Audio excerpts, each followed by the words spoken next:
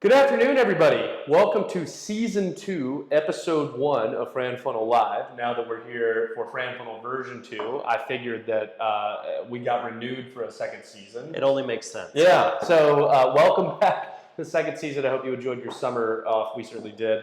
We had CTO Kevin Dolan back. Kevin, and you guys know we spent the week launching FranFunnel Version 2, so I wanted to bring Kevin on and talk about the major kind of improvements that we're going to see, kind of go, there's three of them, kind of go one by one and see kind of your take on ultimately what's happening here. So the first one we've talked about a lot is speed. So FranFunnel version 2 is fast. So Kevin, if you don't mind talking a lot about how do we do it, what's the goal here, and ultimately how does it happen?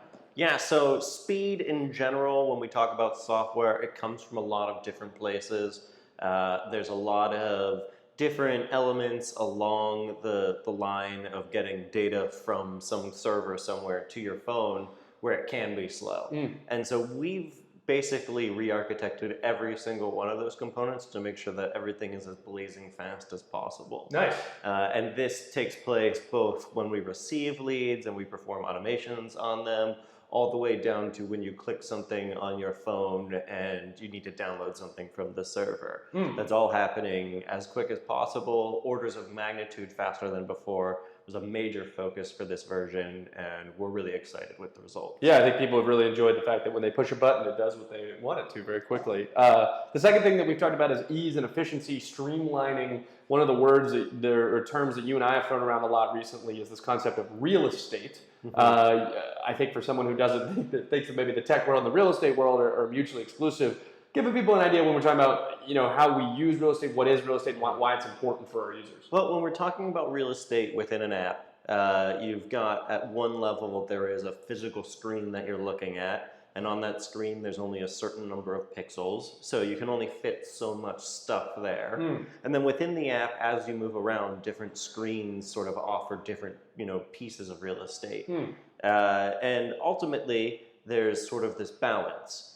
Because you can put more data on an individual screen and get it out there and in front of somebody, but when you put too much, that can be a little bit distracting and can make an app look clunky and hard to use. Yeah. And so we needed to find exactly the right balance. And so what we did was we looked at what data our users actually use, what data they need, what data is ultimately driving the value that helps them close leads. Right.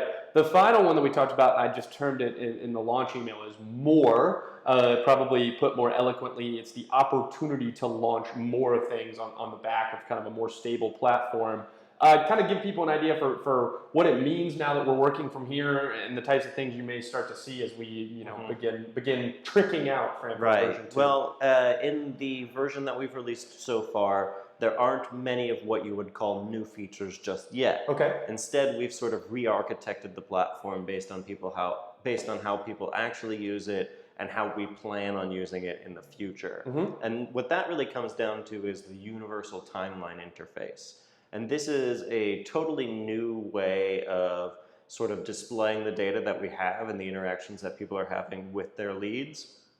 And we put everything, whether it's a text message, an email communication, an email click, phone call, all of that falls now on a universal timeline, much like you would see in like an advanced messenger software or on Facebook or something like that. Sure. You have this ultimate chronological view of all the touch points that you've had with a particular lead.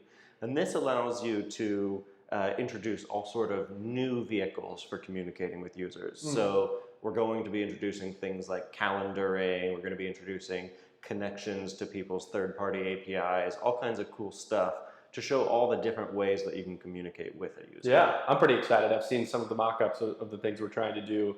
I believe that not that developing on the old system was difficult, but actually developing on something that makes it easy to do. So when somebody says, hey, I'm thinking about this new idea, that it's not, oh, how's this going to fit in? It's, hey, I'm excited for this to fit in. We'll leave on this. A lot of new things, a lot of new opportunities in FranFunnel version 2. I'll tell people what my favorite is, but I'll ask you kind of what is your favorite part or opportunity or what we're going to be working on here. Yeah, I mean, our most requested feature has to be calendaring.